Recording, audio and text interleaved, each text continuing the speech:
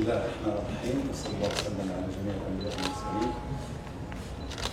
Je voudrais citer ici une cotation qui m'interpelle particulièrement, c'est celle de Paulo Coelho dans l'Alchimiste, lorsqu'il dit « Ose rêver et l'univers conspirera avec toi pour réaliser ton rêve ». Nous avons rêvé aujourd'hui un rêve simplicime, mais qui est grand en valeur, c'est celui qu'on ait une journée ensoleillée. Ce rêve a été réalisé. L'approche systémique est une approche qui s'impose aujourd'hui pour qu'on puisse freiner cette course frénétique qui est en train de remplir le bêtisier de l'humanité vis-à-vis de notre mère Terre. Bêtisier qui a atteint une ampleur qui ne pourra plus supporter davantage de bêtises. Donc il est grand temps de freiner. Ce freinage ne peut pas se passer par un seul point d'entrée, qui est le point d'entrée jurisprudentiel, ou le point d'entrée politique, ou le point d'entrée d'agrément économique ou industriel, mais on a besoin de cette approche pluridimensionnelle dans le cadre, comme je l'ai dit, d'une approche systémique qui prend en considération toutes les composantes de cette espèce quasi solitaire dans l'univers qu'on connaît et qui n'a d'autre maison que celle-ci pour le moment.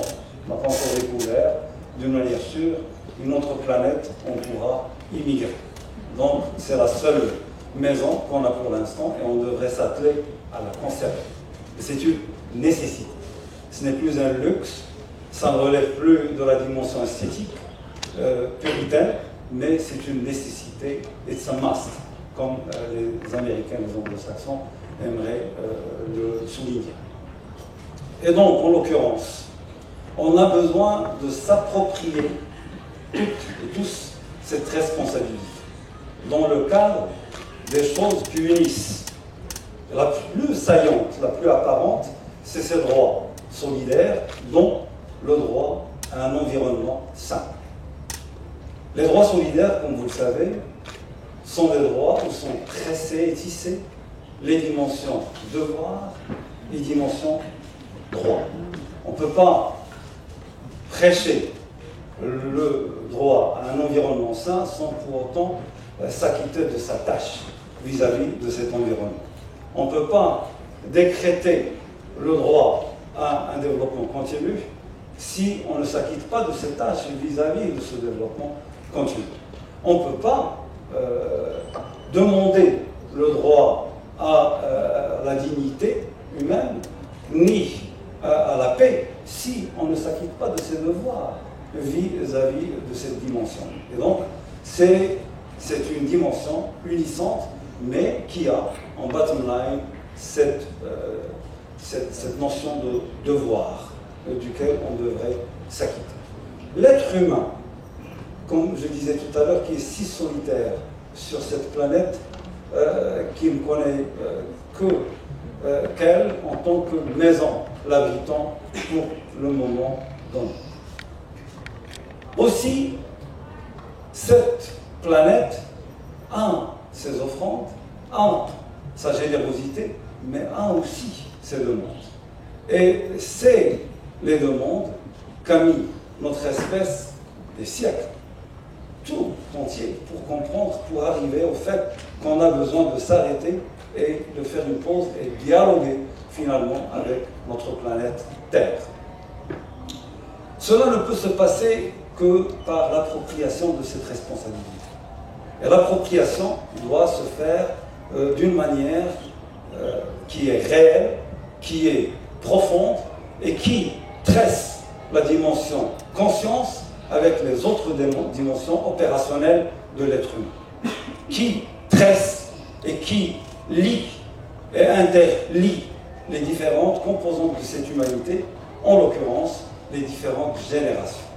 Et c'est le message d'envergure qu'on est en train d'essayer de faire passer à travers ce sommet des consciences qui est, comme l'a stipulé M. le Président du Conseil économique, social et environnemental, la prise du flambeau de nos amis, de nos frères, de la République française qui ont été sous un leadership bien crédible, qui est celui du grand Nicolas Hulot l'année dernière à Paris.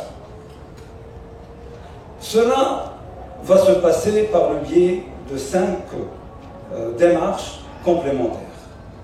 La première démarche, c'est l'observation de cette approche multidimensionnelle, approche systémique. Deuxième démarche, c'est la démarche de capacitation.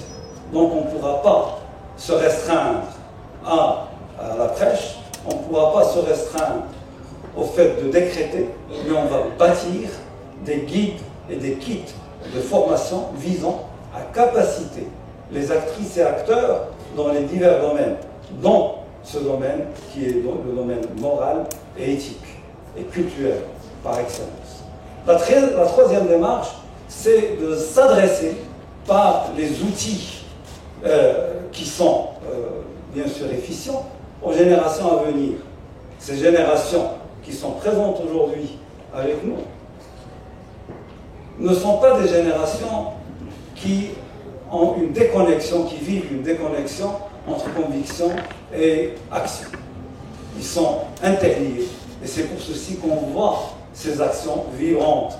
On va voir 2 exemples avec Camille, avec notre jeune étoile Nour aujourd'hui. Mais on a besoin de leur parler un langage qu'ils comprennent. On ne va pas donner des conférences à ces générations parce qu'elles ont déjà ceci dans le sang.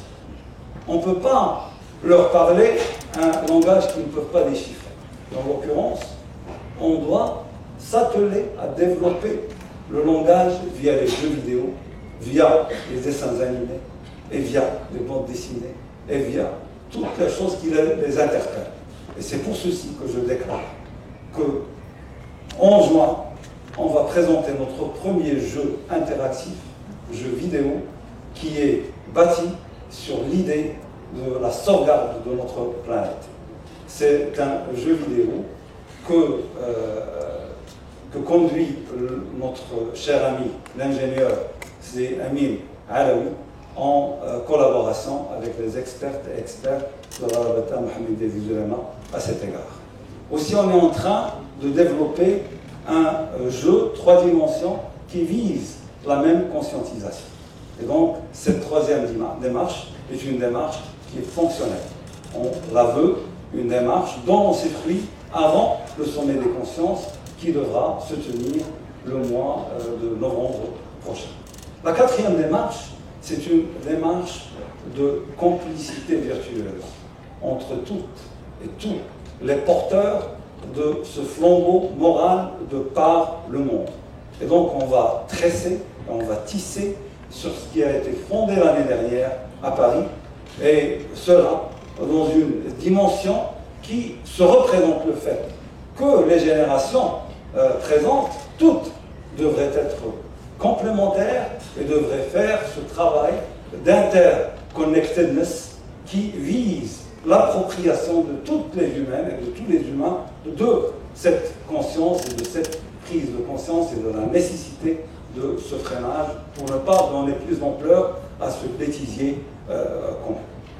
Et donc, c'est l'approche communication qui va user. On va recevoir en fin mai nos amis de Twitter, de Headquarter de Twitter, qui vont être nos partenaires à cet égard-là, en attendant les gens de Facebook, et en attendant les gens d'Instagram, et en attendant les autres acteurs dans cette dimension de social media.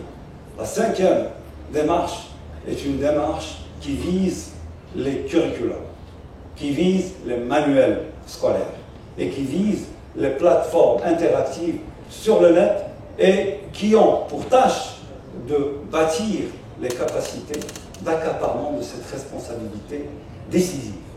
Ce n'est plus un luxe, comme je disais tout à l'heure, mais c'est une nécessité.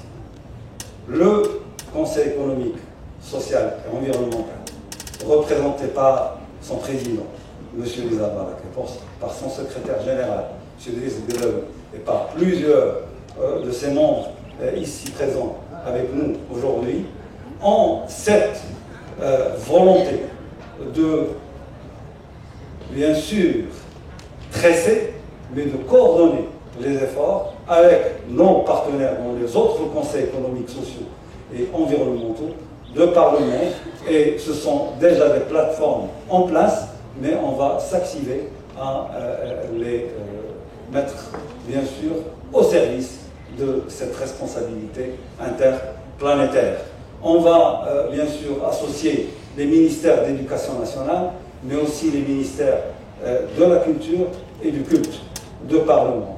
C'est un travail qui est colossal, titanesque, mais on a appris au fil de ces siècles, de ces millénaires pendant lesquels on a vécu sur cette planète, 2,5 milliards d'années pour être fait en 2,5 milliards de pièces, et ça pourra être fait en un seul an. Allah ma'an.